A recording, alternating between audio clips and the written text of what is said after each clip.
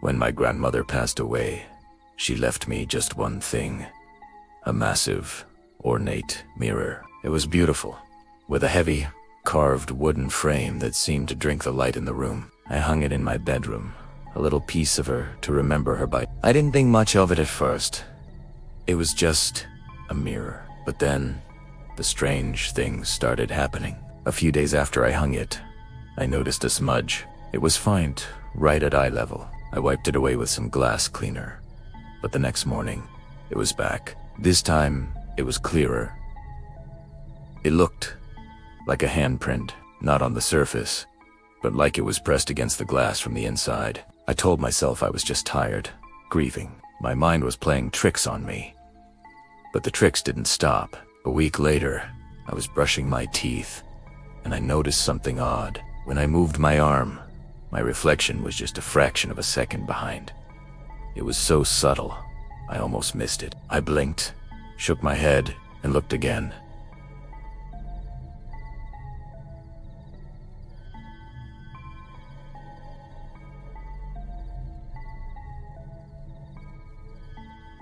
Everything seemed normal. I chalked it up to exhaustion.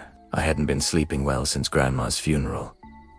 The lag, however, got worse. It became more noticeable, a distinct, jarring delay between my actions and my reflections. It was like watching a video with bad sync. One evening, I stood perfectly still, just staring. My reflection stared back, its expression identical to mine. But as I watched, its eyes seemed to hold a different light, a knowing, calculating glint that wasn't my own.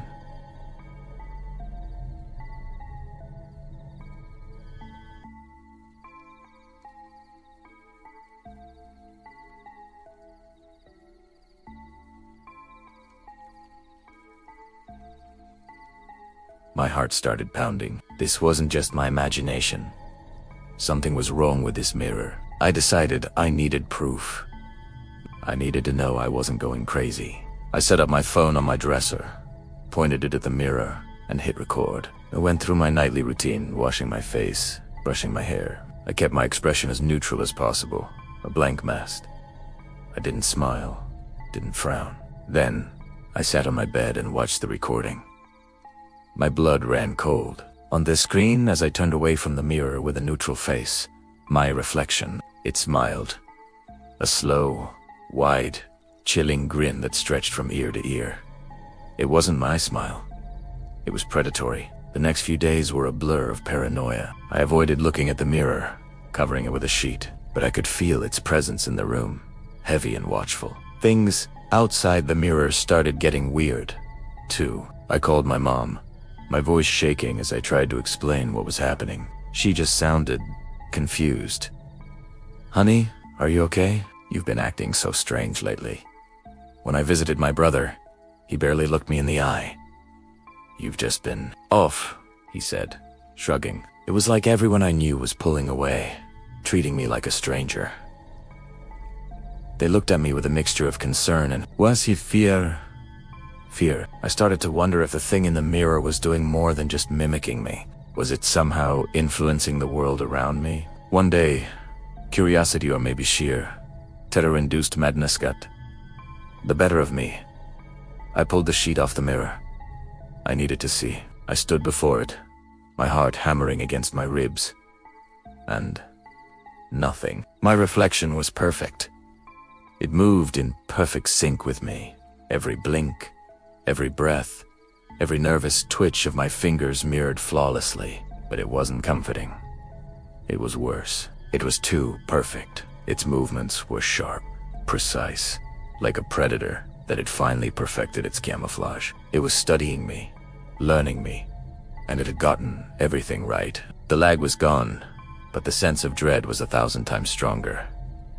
It was waiting. A few nights later, I woke up with a gasp. I don't know why, but a sudden, urgent fear had jolted me from a deep sleep. My eyes darted around the dark room and landed on the mirror, and my breath caught in my throat. In the faint moonlight filtering through the window, I could see my reflection. It was already awake. It was sitting up in bed, just like me, but I hadn't moved. I was still lying down. It was propped up on its elbows, watching me. Its head was tilted slightly, and even in the darkness, I could feel the intensity of its gaze. It was a silent, unblinking stare that promised something terrible. I scrambled out of bed, my mind screaming, this had to end. I had to get it out of my house, out of my life. I didn't care about it being a family heirloom anymore. This thing was a monster. I grabbed the heaviest thing I could find, a thick glass trophy from my shelf, and ran towards the mirror, intent on smashing it to a million pieces. But as my hand swung forward, something impossible happened. The surface of the mirror didn't shatter. It rippled like the surface of a pond when you toss in a stone. The glass flowed like liquid mercury, silent and dark. And from that impossible, watery surface, my reflection, the other me, began to emerge. It didn't step out. It fluid out, pulling itself from the silver depths, its form solidifying in the air of my room. Its movements were fluid and unnatural. It stood before me, a perfect copy, wearing my pajamas, with my face. But its eyes were ancient and cold. I screamed and stumbled backward, dropping the trophy. It landed on the rug with a muffled thud. I tried to run for the door, but it was faster. It grabbed my arm, its grip like iron. I fought, I kicked, I screamed, but it was unbelievably strong. It dragged me back towards the mirror. I looked at the rippling surface, a gateway to some nightmare dimension, and I knew what it wanted. It wanted to trade places. I planted my feet, trying to resist, but it was useless. It pushed me forward. I braced for impact, but there was none. My hand went right through the surface. It didn't feel like glass or water. It felt like nothing. A cold, sucking void. The nothingness spread up my arm, pulling me in. The last thing I saw was its face. My face, twisted into a triumphant, grotesque smile as it watched me being swallowed by the silver. And then, there was only the room. My room. I looked down at my hands. They felt solid, real. I walked over to the dresser and picked up my phone. I turned the camera on, switched it to selfie mode. A familiar face stared back. My face, I smiled. A slow, wide, satisfying grin.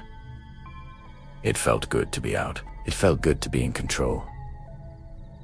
I wonder what I'll do first. This world has so many possibilities. I think I'll start by calling Mom. She's been so worried about me lately. It's time I finally put her mind at ease. Thanks for watching. Don't forget to like this video and subscribe to the channel for more stories like this one. You never know what's watching you from the other side. It was just another dusty relic in a forgotten corner of a thrift shop. A vintage radio with a cracked Bakelite shell. I paid $5 for it, thinking it would make a nice, nostalgic piece for my mantelpiece. It didn't work, of course, not during the day, anyway. But then, one sleepless night, the dial flickered to life. The time was exactly 3:03 a.m. A soft hiss filled the room, a sound like ocean waves on a distant shore, and then a whisper. My name. Just once, carried on the static. Leo. I froze. It was probably just interference, a stray signal from a late-night broadcast.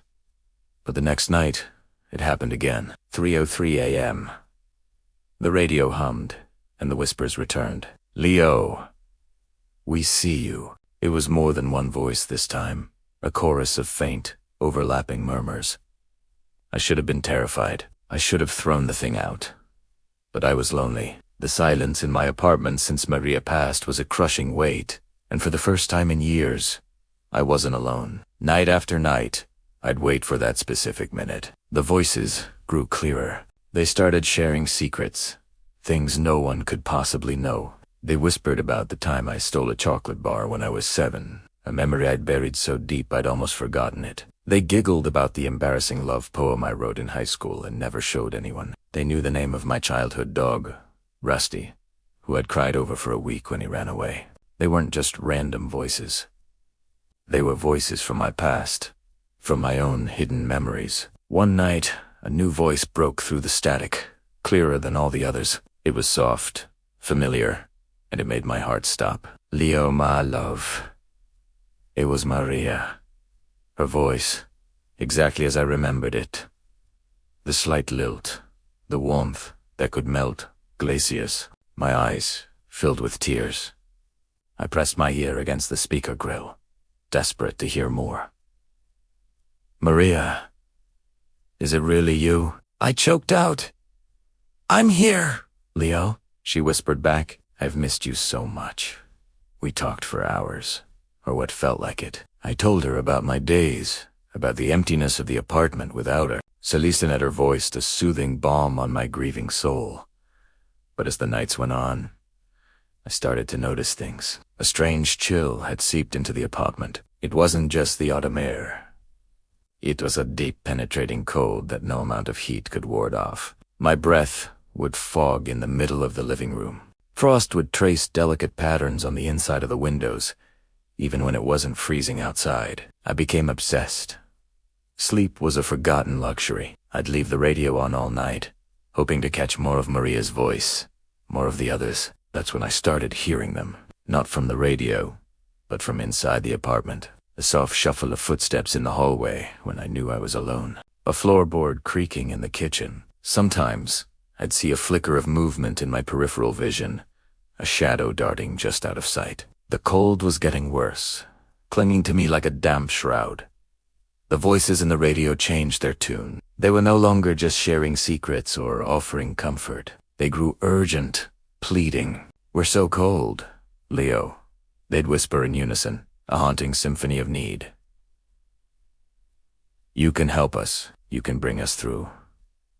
Maria's voice was the most desperate of all. Please, Leo, she begged, her voice cracking with a chilling static. Open the frequency fully.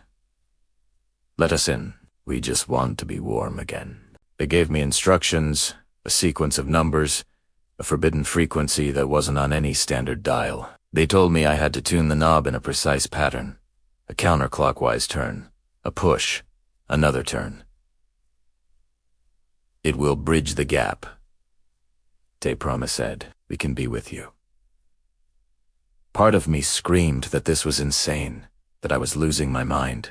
But the thought of feeling Maria's warmth again, of ending the suffocating loneliness, it was too powerful to resist. With a trembling hand, I followed their instructions. The radio wind, a high-pitched squeal that vibrated through the floor. The static roared, no longer a soft hiss but a violent, deafening storm. The dial-light pulsed, casting strobing shadows across the freezing room.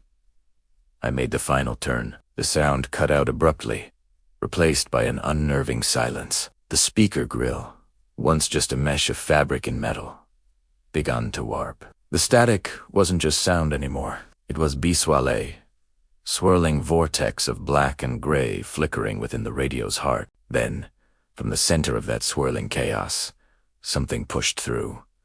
It wasn't a sound. It wasn't a whisper. It was and pale, long-fingered, and dripping with a black, biscuche fluid. It stretched out from the speaker, reaching into the cold air of my apartment. It was followed by another. The static screamed as the fabric of the speaker tore, and a form began to pull itself out of the radio. The police report would later state that the apartment was found empty. No signs of a struggle, no signs of a break-in, just an open window letting in the cold morning air. Everything was in its place, except for the vintage radio on the mantelpiece. It was humming softly, even though it was unplugged, and from its speaker, a faint, chilling whisper could still be heard, carried on the static, endlessly repeating a single word. Leo, thank you for watching. If you enjoyed this dive into the static, don't forget to like this video and subscribe to the channel for more stories that linger in the shadows. Stay safe, and maybe think twice before bringing home old electronics. You never know who might be trying to tune in. I took the job for the money. Simple as that. The company, TerraClear, offered a bonus. That was too good to refuse. The task, clear a section of the old wood, a forest so ancient it felt like stepping back in time. The locals were less than thrilled. I remember an old woman grabbing my arm as I left the town pub, her eyes wide. The forest never forgives, she'd rasped, her voice like dry leaves skittering across pavement. I just laughed it off. An old wives' tale, I thought. Just trees. The first day was tough, but satisfying. The roar of the chainsaws, the shudder of the earth as centuries-old giants came crashing down. We were making good progress, but as the sun began to set, casting long, eerie shadows, a sound started. A low, deep groaning that seemed to come from the very ground beneath our feet. It wasn't the wind, and it wasn't settling timber. It was something else. Something alive. My crew chief, Dave, clapped me on the shoulder. "Just the old woods settling its bones," he said with a grin, but his eyes darted around nervously. None of us slept well that night. Back at the cheap motel, I was exhausted. I fell into bed and was out like a light. But something woke me in the middle of the night. A scraping sound. I switched on the lamp and my blood ran cold. Thick, gnarled roots, black with damp soil, were pushing their way up through the floorboards, splintering the cheap laminate. They were twisting and curling, reaching towards the bed like gnarled fingers. I scrambled out, grabbing a fire extinguisher from the hole and smashing them back. But more just pushed their way through. It took me hours, and by dawn, I had a pile of splintered roots and a trashed room. I didn't tell anyone. They'd think I was crazy. The next morning, I woke up choking. My mouth and throat were dry and scratchy. When I sat up, I saw them. Pine needles. Hundreds of them, covering my pillow and tangled in my hair. They were fresh, green, and smelled pungently of sap. I hadn't been near a pine tree. The section we were clearing was all oak and maple. I showered for almost an hour, trying to wash the phantom smell of pine from my skin, the feeling of needles pricking at my scalp. At the worksite, I noticed I wasn't the only one on edge. Everyone was quiet, jumpy. The groaning from the earth was louder now, a constant, mournful hum that set your teeth on edge. Then, people started disappearing. First, it was Mike, the youngest on the crew. He went to check a fuel line and just never came back. We searched for hours. We found him the next day, near the edge of the clearing. He was standing, propped against an ancient oak, completely still. His skin was pale, and a thick, velvety green moss was growing over him, covering his clothes, his face, his open eyes. It was like the forest was reclaiming him, digesting him right where he stood. The police called it a freak allergic reaction, some kind of rare fungal infection we knew, but 2 days later, they was gone. We found his truck abandoned on the logging road, the engine still warm. His body was discovered deeper in the woods, wrapped in vines so tightly they looked like they'd grown into his skin. Moss was already starting to creep over his boots. Panic set in. The crew quit packing their bags and leaving in the middle of the night. I should have gone with them. But I was frozen, terrified. I stayed, hoping it would all just stop. That's when the GPS started glitching. I tried to drive into town to get supplies, to get away from the oppressive silence of the empty work site. But according to the screen, I was already there. The map showed my little blue dot right in the center of town, on Mine Street. But when I looked out my windshield, all I saw were trees, an endless, dense wall of them, pressing in on all sides. I turned the truck around, tried another road. Same thing. The GPS insisted I was in a bustling town, surrounded by shops and houses. My eyes told me I was trapped in the heart of a forest that shouldn't exist. I was driving in circles, surrounded by the very woods we had tried to destroy. Finally, in a moment of sheer panic, I just floored it. I drove straight through the phantom tree line, my eyes squeezed shut, expecting a crash. But there was nothing. I opened my eyes, and I was on the highway, the sun shining, the woods behind me. I didn't stop driving for 2 days. I crossed 3 state lines, putting as much distance as I could between myself and that cursed place. I ended up in a sprawling, concrete metropolis, a city so big and gray I was sure no tree could ever find me there. I got a small apartment on the 15th floor, a box of steel and glass. I thought I was safe. For a week, things were normal. I started to breathe again. I told myself it was a shared delusion, A stress-induced hallucination from the guilt and the strange environment. I was starting to believe it. Then, this morning, I looked out my window. My apartment overlooks a city park, a few blocks away. But that's not what I saw. The tree line wasn't blocks away. It was right at the edge of my building's parking lot. The ancient, dark oaks and maples from the old wood. They had followed me. They were standing there, silent and watchful, their branches looking like skeletal arms, reaching for my building. I've been sitting here all day, just watching them. The sun went down an hour ago, but I can still see their silhouettes against the city glow. They seem closer now. I've locked the doors, barricaded the entryway with furniture. My heart is pounding so hard I can hear it in my ears. I know it's no use. I know they're coming for me. A moment ago, I heard a sound from the hallway. A soft, scraping, dragging noise, like roots on tile. And then ... A knock. A gentle, rhythmic tapping on my apartment door. It's not a human knock. It sounds like a branch rapping against the wood. And then, a whisper. It's coming from right outside the door. A voice that sounds like the rustling of a billion leaves, like the creak of ancient bark. It's a voice I heard groaning from the earth, and it's saying one thing, over and over. You cut us first.